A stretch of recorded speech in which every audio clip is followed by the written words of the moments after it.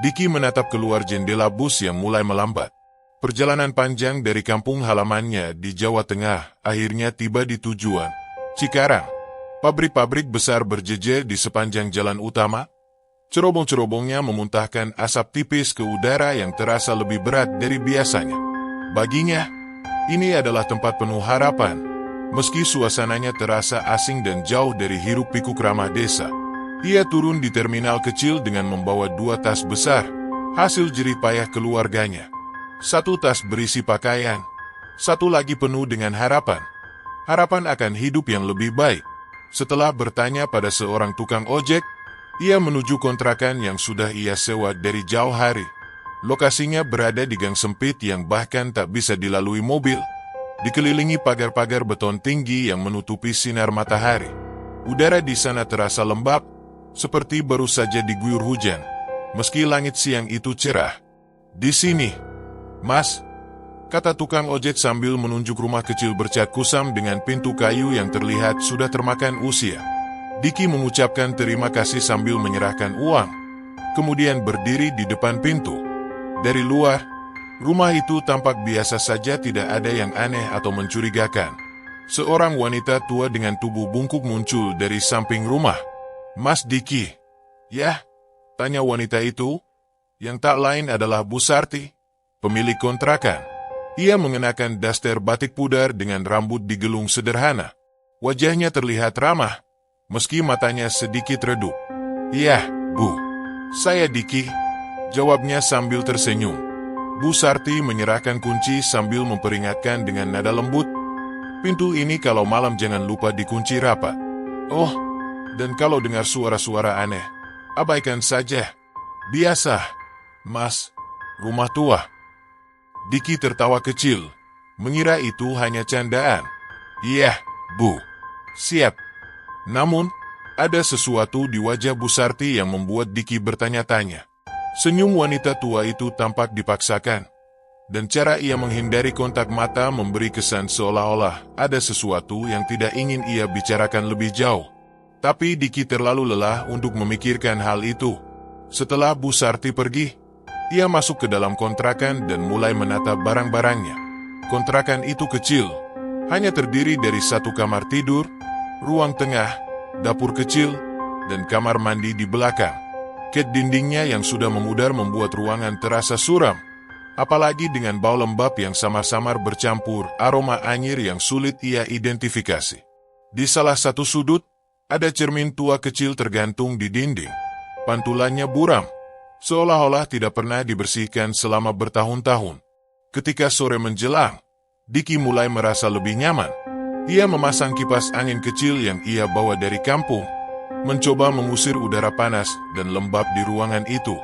Ia menyalakan lampu di ruang tengah, lalu duduk di lantai untuk menikmati makan malam sederhana berupa nasi bungkus. Di luar, suara kendaraan mulai berkurang, berganti dengan lolongan anjing dari kejauhan yang terasa mengganggu di telinganya. Malam itu, suasana menjadi lebih hening. Suara jangkrik mulai terdengar samar, menambah kesan sunyi yang melingkupi kontrakan itu. Setelah selesai membereskan barang-barang, Diki memutuskan untuk tidur lebih awal. Ia merebahkan tubuhnya di kasur tipis yang terasa keras di punggung. Namun, meski matanya sudah tertutup, ia merasa sulit untuk terlelap. Rasanya ada sesuatu yang tidak beres. Udara di kamar itu terasa semakin berat, seolah-olah ada yang memperhatikannya dari sudut ruangan. Ia mencoba mengabaikan perasaan itu, berpikir bahwa mungkin ini hanya akibat kelelahan dari perjalanan panjang. Ketika akhirnya ia mulai terlelap, suara kecil seperti ketukan pelan terdengar dari arah dapur. Diki membuka matanya, tapi tidak langsung bangun. Ia berpikir itu mungkin hanya suara angin atau binatang kecil.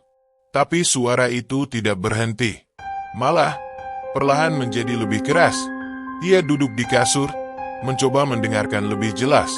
Ketukan itu terdengar teratur, seolah-olah ada seseorang di dapur yang ingin menarik perhatiannya. Jantungnya mulai berdegup lebih kencang. Dengan langkah pelan, ia mengambil senter dari tasnya, lalu berjalan menuju dapur. Ketika ia tiba, tidak ada apa-apa di sana. Dapur itu kosong. Tapi suara ketukan masih terdengar. Kali ini dari kamar mandi yang pintunya sedikit terbuka. Lampu kamar mandi berkedip-kedip lemah, menciptakan bayangan yang bergerak-gerak di lantai. Diki berdiri terpaku di depan pintu kamar mandi, merasakan udara di sekitarnya menjadi lebih dingin. Dari dalam kamar mandi, terdengar suara lirih seperti seseorang memanggil namanya. "Diki, keluar!" Ia terdiam. Suara itu pelan tapi jelas, menyeruak di antara keheningan malam. Ketika ia mencoba melangkah lebih dekat, pintu kamar mandi terbanting keras, hampir membuatnya terjengkang. Bau anyir yang menusuk tiba-tiba memenuhi ruangan. Ia merasa pusing, dan tubuhnya gemetar hebat. Tapi lebih dari itu, ia merasakan sesuatu yang dingin menyentuh pundaknya, seperti jari-jari yang kurus dan pucat. Diki langsung berlari ke kamar tanpa menoleh ke belakang, menutup pintu dengan keras, lalu membenamkan dirinya di bawah selimut. Ia memejamkan mata sambil berdoa, berharap ini hanya mimpi buruk. Namun, suara lirih itu masih terdengar, memanggil namanya dari luar kamar. Malam itu, Diki menyadari, kontrakan ini bukan sekadar tempat tinggal biasa. Sesuatu yang kelam tinggal di sana, mengintai di sudut-sudut gelap yang tak bisa ia lihat. Perasaan asing yang sejak awal ia rasakan kini berubah menjadi ketakutan nyata. Dan itu baru malam pertamanya. Hari kedua Diki di kontrakan itu dimulai dengan suasana yang berat. Setelah malam sebelumnya penuh dengan gangguan yang tidak bisa dijelaskan, ia bangun dengan tubuh lemas dan mata sembab. Cahaya matahari pagi masuk melalui jendela kecil di ruang tengah. Tapi entah kenapa, kontrakan itu tetap terasa gelap dan suram. Diki duduk di lantai dengan secangkir kopi panas yang ia buat dari sachet. Ia mencoba mengumpulkan pikirannya, berusaha mencari penjelasan logis tentang apa yang terjadi semalam. Ketukan, suara lirih, dan bayangan aneh di kamar mandi. Apakah itu hanya imajinasinya? Atau ada sesuatu yang benar-benar tidak beres? Ia melirik ke arah kamar mandi. Pintu kamar mandi itu kini tertutup rapat, tapi Diki merasa seperti ada sesuatu di baliknya yang terus memperhatikannya. Ia menggelengkan kepala, mencoba mengusir pikiran aneh itu. "Cuma capek," gumamnya, mencoba meyakinkan diri sendiri. Setelah sarapan sederhana, Diki berangkat ke tempat kerja. Sepanjang hari, ia mencoba mengalihkan pikirannya dengan kesibukan di pabrik. Tapi perasaan tidak nyaman itu tetap menghantuinya. Rekan-rekan kerjanya, yang sebagian besar juga perantau, bercanda dan mengobrol tentang kehidupan sehari-hari. Namun, Diki hanya menanggapi dengan senyum kecil. Pikirannya melayang-layang ke kontrakan itu. Saat sore tiba, langkah Diki terasa berat ketika ia berjalan pulang. Matahari mulai terbenam, dan gang menuju rumahnya tampak lebih sempit daripada sebelumnya. Bayangan pagar beton yang tinggi menciptakan kesan seperti lorong panjang yang tidak berujung. Ketika Diki membuka pintu kontrakan, bau lembab bercampur anyir langsung menyergap hidungnya. Ia mencoba mengabaikannya, meyakinkan diri bahwa itu hanya aroma khas rumah tua. Ia menyalakan lampu ruang tengah, tetapi sinarnya redup dan tidak cukup menerangi sudut-sudut ruangan. Malam itu, Diki berusaha mengalihkan pikirannya dengan menonton video di laptop. Suara dari video itu memenuhi ruangan, memberikan sedikit rasa nyaman di tengah keheningan yang menyesakkan. Namun, sekitar pukul 11 malam, suasana di rumah itu berubah. Dari arah dapur, terdengar suara ketukan pelan. Awalnya, Diki tidak memperhatikannya, berpikir itu mungkin suara dari luar. Tapi ketukan itu semakin keras dan teratur. Jantung Diki mulai berdegup kencang. Ia menoleh ke arah dapur, tapi tidak ada apa-apa di sana. Dengan langkah pelan, ia bangkit dari tempat tidur, mengambil sapu dari sudut ruangan, dan berjalan menuju dapur. Suara itu terus terdengar, semakin jelas. Saat ia tiba di dapur, tidak ada apa-apa. Tapi bau anyir yang ia rasakan sejak masuk ke rumah semakin kuat. Ia menahan napas, mencoba mengendalikan rasa takutnya. Ketukan itu tiba-tiba berhenti. Diki berdiri terpaku, merasa bahwa sesuatu sedang mengawasinya. Ketika ia berbalik, ia mendengar suara lirih dari arah kamar mandi. Suara itu pelan, hampir seperti bisikan. "Keluar!" Keluar. Diki merasa seluruh tubuhnya gemetar. Ia menoleh ke kamar mandi. Pintu kamar mandi sedikit terbuka. Dan di balik celah itu, ia bisa melihat pantulan cermin kecil di dalamnya. Di cermin itu, terlihat bayangan hitam dengan rambut panjang terurai. Berdiri diam. Ia terdiam, tidak mampu bergerak. Tubuhnya terasa berat, dan keringat dingin mengalir di dahinya. Suara itu terdengar lagi, kali ini lebih keras. Keluar. Diki mundur perlahan. Tapi saat ia melangkah, pintu kamar mandi terbanting keras hingga mengeluarkan suara yang menggema di seluruh rumah. Ia berlari ke kamar tanpa menoleh ke belakang, membanting pintu kamar, dan menguncinya. Ia duduk di sudut ruangan, memeluk lututnya sambil berusaha mengatur napas. Suara itu tidak terdengar lagi, tapi bau anyir masih menyelimuti ruangan. Diki tidak bisa tidur malam itu. Ia hanya duduk diam di sudut kamar, menunggu pagi dengan penuh rasa takut. Ketika pagi datang, Diki keluar dari kontrakan dengan langkah terburu-buru. Ia tidak peduli dengan tatapan tetangga yang mungkin menganggapnya aneh.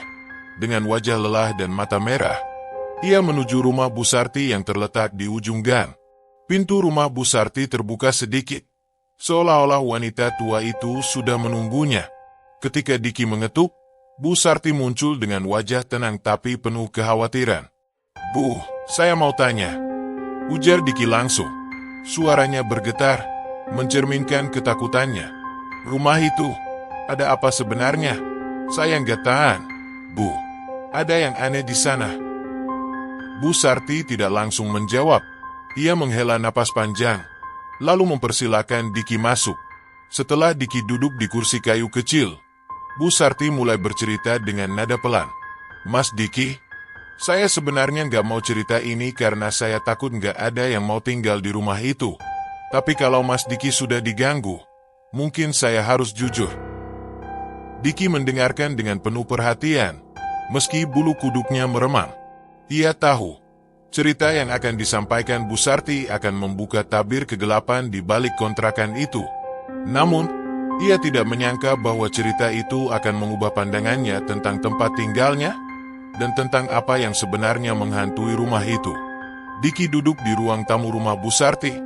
Tangan dan kakinya masih gemetar akibat kejadian semalam. Ruangan kecil itu terasa lebih tenang dibandingkan kontrakan yang ia tinggali.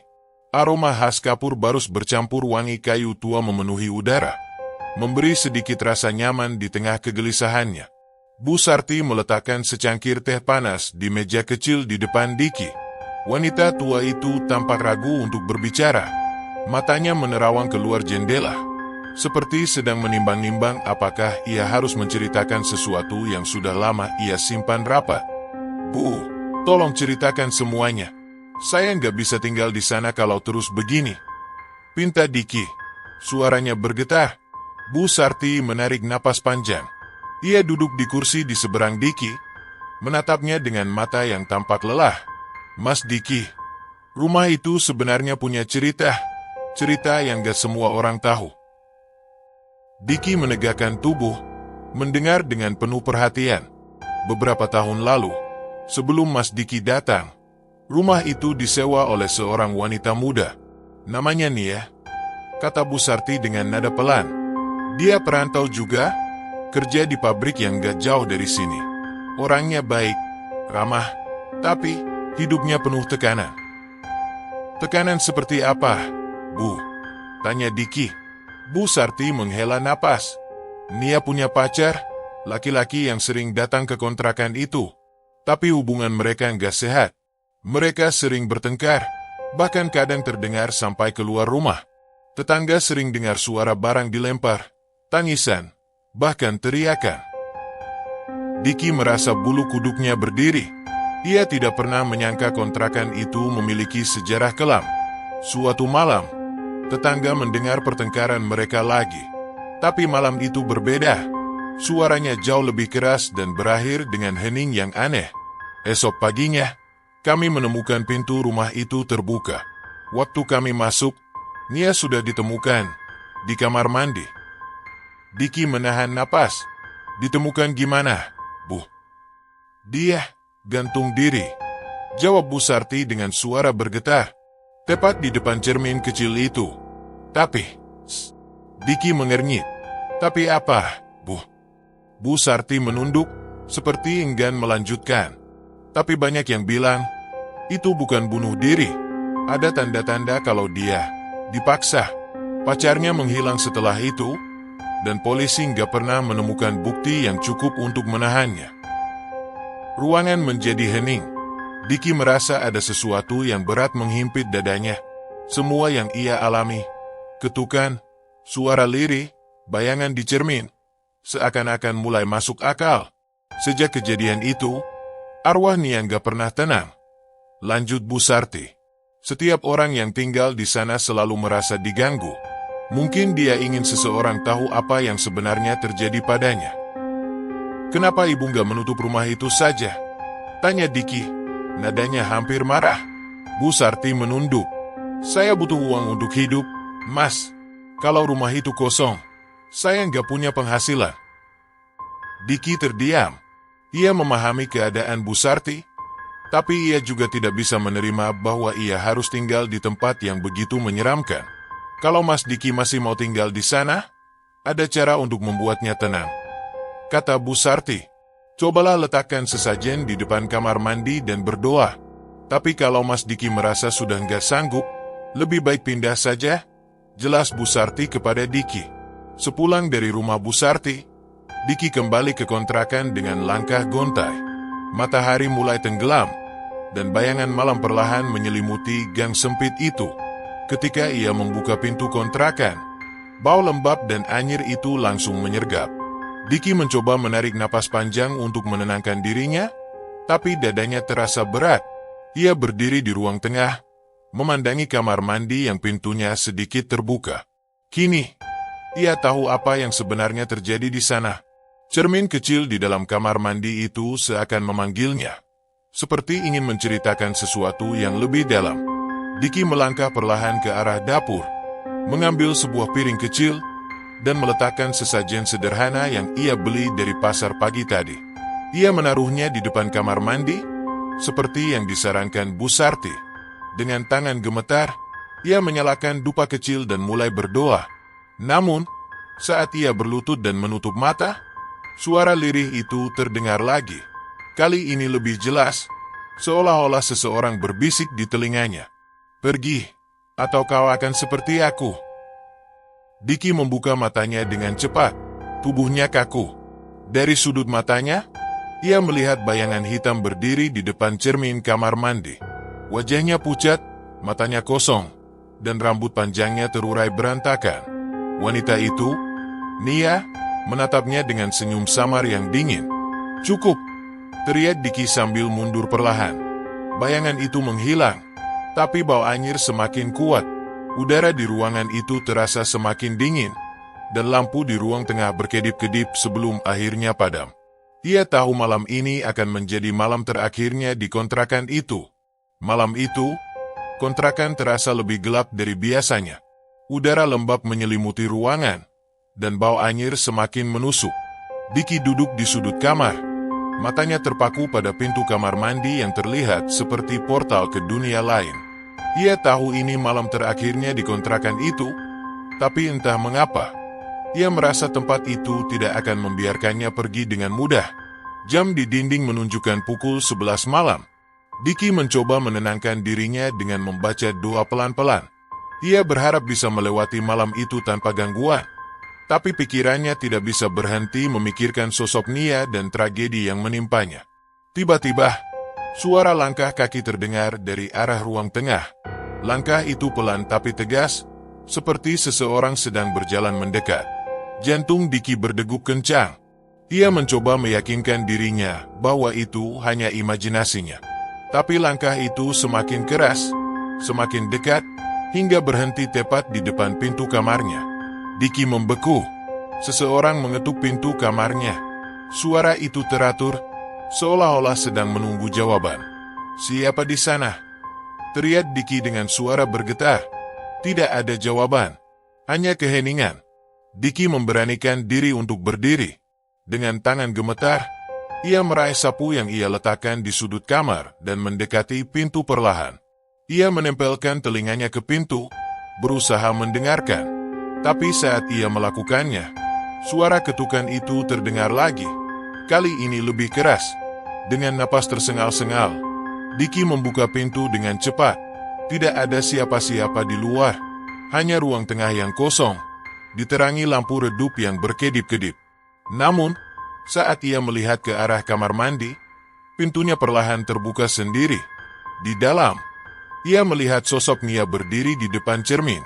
Wajahnya pucat, matanya kosong, dan darah menetes dari lehernya yang memar. Ia memutar kepalanya perlahan, menatap Diki dengan senyum tipis yang membuat darahnya membeku. "Kenapa kau di sini?" Suara Nia terdengar pelan tapi jelas, seperti berbisik di telinganya meskipun ia berdiri beberapa meter jauhnya. Diki tidak bisa menjawab. Tubuhnya gemetar hebat, dan kakinya terasa kaku. "Aku tidak ingin ini terjadi." Suara Nia terdengar lagi, kali ini dengan nada sedih. "Aku ingin pergi, tapi aku terjebak di sini. Kau juga akan terjebak jika tidak pergi sekarang." Diki merasakan tubuhnya mulai bisa bergerak. Ia mundur perlahan. Tapi sosok Nia semakin mendekat. Bau anyir semakin kuat, dan udara di ruangan itu semakin dingin hingga napasnya terlihat seperti uap. "Lari!" teriak Nia tiba-tiba. Suaranya berubah menjadi jeritan yang menusuk telinga. Diki berlari keluar dari kontrakan tanpa menoleh ke belakang. Ia tidak peduli dengan pintu yang terbuka lebar, atau barang-barangnya yang tertinggal di dalam. Ia hanya ingin pergi sejauh mungkin dari tempat itu. Diki tiba di rumah Bu Sarti dengan wajah pucat dan napas tersengal-sengal. Ia mengetuk pintu dengan keras hingga wanita tua itu membuka pintu dengan panik. "Bu, saya nggak bisa lagi tinggal di sana. Tolong, biarkan saya pergi," ucap Diki dengan nada putus asa. Bu Sarti menatapnya dengan mata penuh penyesalan. "Mas Diki, maafkan saya. Saya tahu ini berat. Saya akan mengembalikan uang sewanya. Pergilah, Mas. Rumah itu memang bukan tempat yang pantas untuk dihuni." Tanpa banyak bicara lagi, Diki meninggalkan rumah Bu Sarti dan memutuskan untuk pindah ke kos-kosan yang lebih dekat dengan pabrik. Ia merasa lega, meskipun pikirannya masih dipenuhi rasa takut. Saat malam berganti pagi, ia menatap kontrakan itu dari kejauhan. Pintu kamar mandi terlihat masih sedikit terbuka, seperti sedang menunggunya kembali. Ia bersumpah tidak akan pernah kembali ke tempat itu lagi. Tapi di dalam hatinya, ia tahu bahwa kontrakan itu akan terus menyimpan rahasia kelamnya, menunggu korban berikutnya. Beberapa hari setelah Diki pindah, kontrakan itu kembali kosong. Tidak ada yang berani menempatinya lagi setelah cerita Diki menyebar di lingkungan sekitar.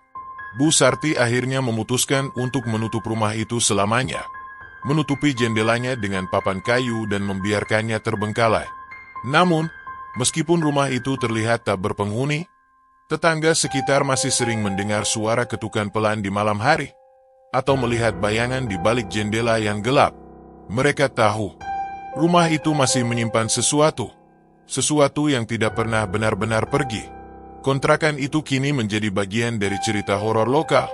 Diceritakan dari mulut ke mulut sebagai peringatan bagi siapa saja yang ingin menyewa rumah di gang sempit itu. Bagi Diki, pengalaman itu menjadi pengingat akan batas tipis antara dunia nyata dan dunia lain. Hingga kini, ia masih terbangun di malam hari, mendengar suara ketukan samar di pintu kamarnya, meskipun ia sudah jauh dari kontrakan itu. Mungkin, ia tidak pernah benar-benar pergi, atau mungkin ada sesuatu yang mengikutinya dari rumah itu.